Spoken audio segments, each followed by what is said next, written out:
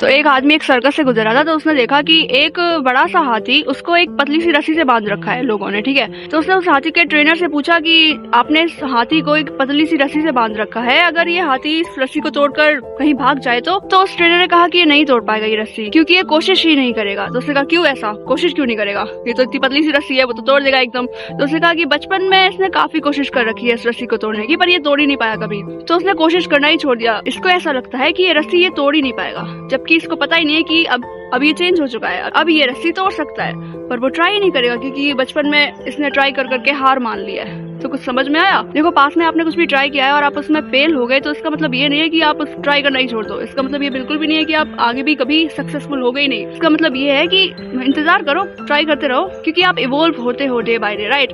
तो इसलिए ट्राई करना नहीं छोड़ना है, क्योंकि आपको नहीं पता कि कब आप एलिजिबल हो जाओ और आपसे चीजें होने लगे।